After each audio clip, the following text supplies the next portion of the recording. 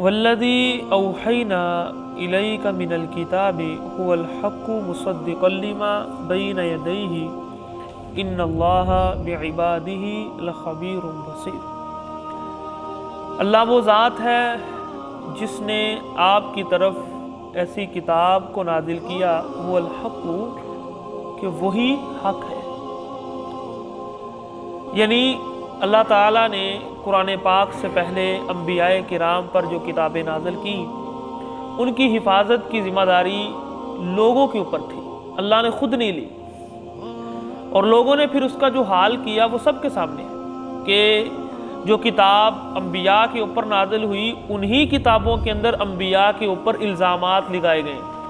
उन्हीं किताबों के अंदर बहुत सारे अंबिया के ऊपर बुहतान लगाए गए और बहुत से मसले खुद अपनी मन मर्जी के मुताबिक बना लिए गए। तो अल्लाह ताला ने जब इस किताब को नाजिल किया तो साथ अल्लाह ने क्या कहा, हुवल हक। आज के दौर में यही सिर्फ एक किताब है जो सारी की सारी हक पर मबनी है, और कोई नहीं किताब ऐसी रही कि जिसको कहा जाए कि ये सारी की सारी जिस तरह अल्लाह ने नाजिल की उसी तरह ही। मुसद्दिक़न लिमा बैना यदैहि, और इस किताब की खूबी ये है कि ये अपने से पहली किताबों का रद्द नहीं करती कि मैं ही हूं बस, उनकी भी तस्दीक करती है कि ये भी अल्लाह की नाज़िल करता है। अल्लाह के रसूल ऐसे रसूल नहीं है कि अपने से पहले अंबिया का रद्द करते हैं या अपने से पहली किताबों की तस्दीक नहीं करते, बल्कि अल्लाह के रसूल और ये किताब जो आप सल्लल्लाहु अलैहि वसल्लम पर नाज़िल हुई, अपने से पहली किताबों की तस्दीक करती है। तस्दीक क्या मतलब कि ये भी अल्लाह ने नाज़िल की है, लेकिन अब इसमें सच और झूठ इसको मिला दिया गया। लेकिन इंजील नाम की किताब अल्लाह ने उतारी है, तुरात ज़बूर ये अल्लाह ने किताबें नाज़िल की हैं, तो उनके जो अहकामात कुरान के मुताबिक हैं वो वाक़ियतन अल्लाह का हुक्म है, और जो कुरान के मुखालिफ आ रहे हैं उनको छोड़ दिया जाएगा, उनको कबूल नहीं किया जाएगा, क्योंकि वो लोगों ने खुद उसमें दाखिल कर दिया। सुम्मा औरसनल किताब अल्लज़ीना इस्तफ़ैना मिन इबादिना, फिर अल्लाह ने इस किताब का वारिस बनाया अपने बंदों में से जिनको अल्लाह ने चुन लिया।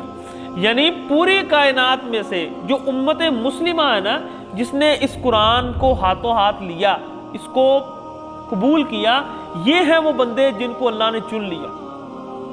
यानी जिनके अंदर शिरक नहीं है, जिनके अंदर शिरक नहीं है, अल्लाह के रसूल की उम्मत में से है, यहाँ वो मुराद है।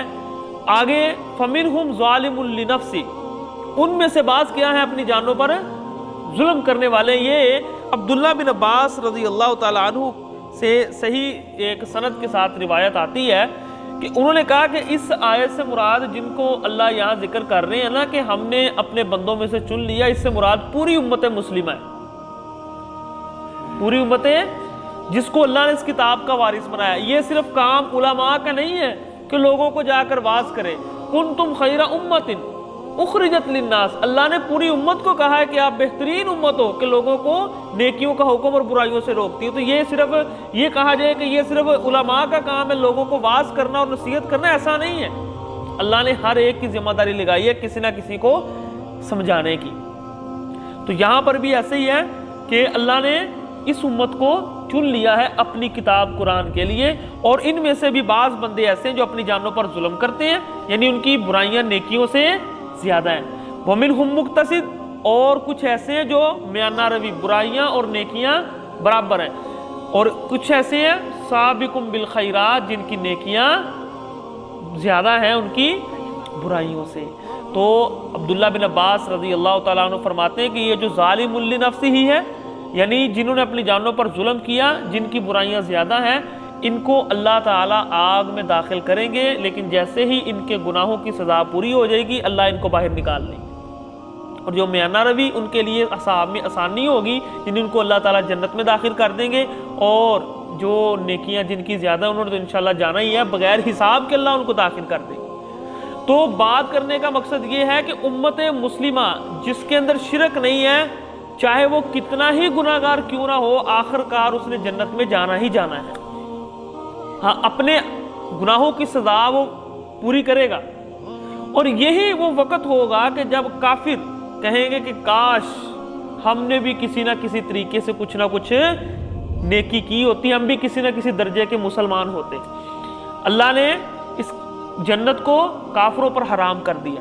ان اللہ تعالیٰ نے حرمہ، اس جنت کو کیا کیا ہے؟ حرام کر دیا ہے کافروں پر، علی الکافرین، لیکن ایمان والوں پر اللہ تعالیٰ نے اس کی راہیں کھولی ہیں۔ اگر کوئی گناہ گار ہے تو وہ اپنی گناہوں کی سزا پوری کر کے آخرکار جنت میں ضرور جائے گا۔ اللہ اس کی جلد کو بدل دیں گے، اس کا سارا سسٹم، یعنی پھر وہ جنتیوں کے اندر جنتیوں والا ماحول بن جائے گا۔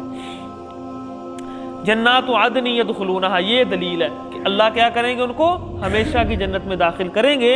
یحلون فیہا من اساور من ذہب ولؤلؤ، اللہ ان کو زیورات پہنائیں گے سونے کے، موتیوں کے، ولباسہم فیہا حریر، دنیا کے اندر جو اللہ نے ریشم کا لباس مرد پر حرام کیا ہے، اللہ جنت کے اندر ان کی اس خواہش کو بھی پورا کرتے ہوئے ریشمی لباس اللہ جنتیوں کو پہنائے۔